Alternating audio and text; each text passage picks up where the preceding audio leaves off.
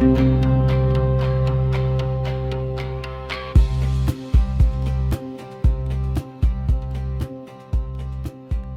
সংগঠন ESR শিক্ষা, স্বাস্থ্য ও পরিবেশকে কেন্দ্র করে গঠিত একটি মানবিক উদ্যোগ।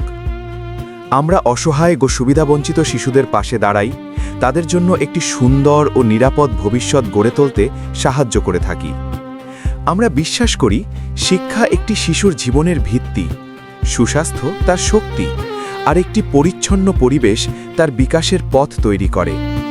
এই বিশ্বাস থেকেই ESR নিয়মিতভাবে বিভিন্ন সামাজিক কার্যক্রম পরিচালনা করে, যেমন শিক্ষা সামগ্রী বিতরণ, স্বাস্থ্য সচেতনতা কর্মসূচি এবং পরিবেশ সংরক্ষণ উদ্যোগ। ESR একটি স্বপ্ন, একটি সহানুভূতিশীল সমাজ গড়ার স্বপ্ন। আসুন আমরা সবাই একসাথে এগিয়ে আসি এবং মানবতার এই যাত্রায় অংশ নিই। আসসালামু আলাইকুম, আমি Khondokar Selim, ICT secretary ESR।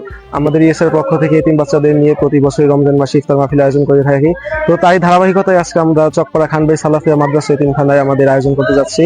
তো আজকে আমাদের অনুষ্ঠানের প্রধান মেহমান হবেন আমাদের এতিম বাচ্চারা, যেখানে তারা পড়াশোনা করতেছে। তো চলুন আমরা দেখে নিই কি কি আজকে আয়োজন করা হয়েছে। সারাদিন রোজা রেখে যখন আমরা ইফতার করি তখন আমরা সবাই চাই কিছু হেলদি খাবার খেতে। তো তাই ধারাবাহিকতায় আমরা আমাদের বাচ্চাদের জন্য ফ্রুটসের আইটেম করেছি, যেখানে 10 রকমের ফল রয়েছে। এছাড়াও রয়েছে আমাদের স্পেশাল গরুর তেহারি, যেটা বাচ্চারা খেতে খুবই পছন্দ করে। আমাদের সবকিছুই আজকে এতিম বাচ্চাদের জন্য করা হয়েছে। ইনশাআল্লাহ দেখতে থাকুন আমাদের কার্যক্রম।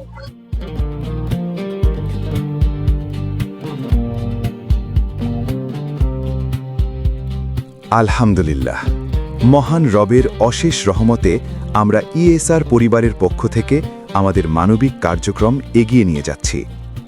আজকের এই সুন্দর আয়োজন, মাদ্রাসার এতিম শিশুদের সাথে ইফতার, শুধু একটি খাবার ভাগাভাগি নয়, বরং ভালোবাসা, সহমর্মিতা আর বন্ধুত্বের এক আন্তরিক প্রয়াস।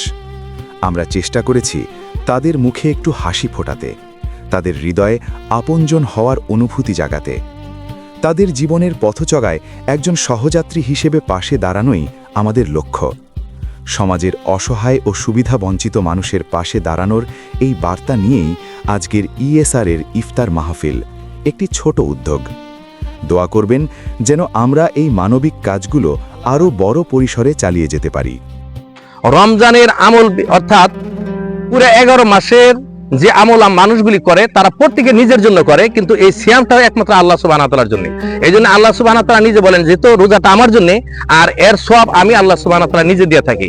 আর এই নিজে দেওয়া থাকার কারণেই ওই যে রোজাদার ব্যক্তি যিনি ইফতার করালো আর যিনি ইফতার করলো তার সমপরিমাণ সওয়াব যিনি ইফতার করালেন তাকে দিয়ে দেওয়া হবে, কিন্তু ইফতারকারী যিনি তার থেকে বিন্দু পরিমাণ সওয়াব কমতি করা হবে না। সেক্ষেত্রে এটা একটা বিশাল ইবাদতের একটা প্লাস পয়েন্ট, যেটা জান্নাতে যাওয়ার জন্য একটা সহজ পন্থা। সেই ক্ষেত্রে আমরা প্রত্যেকেই রোজাদারকে প্রতি বছর বেশি বেশি ইফতার করানোর জন্য আমরা ব্যবস্থা করব। কোরআনের প্রথম শব্দ ইকরা, এবং সেই শব্দ কিন্তু 5টা আয়াতের মধ্যে 2বার বলা হয়েছে ইকরা, তাই না? পড়ো, ইকরা কিন্তু 2বার বলা হয়েছে। 2বার কেন বলা হয়েছে এখানে একটা কথা আছে। তাহলে আমাদের কোরআনের জ্ঞান অর্জন করা একটা আছে বাহ্যিক পৃথিবীর জ্ঞান, এই যে ফিজিক্স, কেমিস্ট্রি, বোমা বানানো, এটা জ্ঞান অর্জন করা, এই 2টা জ্ঞানই অর্জন করতে হবে। আর 2টা জ্ঞান অর্জনের জন্য কিন্তু বই পড়তে হবে। বই পড়ার কিন্তু কোনো বিকল্প নাই। আমরা বয়স 40 হয়েছে, আমাদের বই পড়ার কোনো খবর নাই, তাই না? আমরা যে যেটাই করি, আমরা ডাক্তার হই, রাজনীতি করি, ইঞ্জিনিয়ার হই, শিক্ষক হই, বইয়ের সাথে আমাদের কোনো সম্পর্ক নাই। বই পড়তে ভালো লাগে না, বই তো পড়তে হবে ভাই।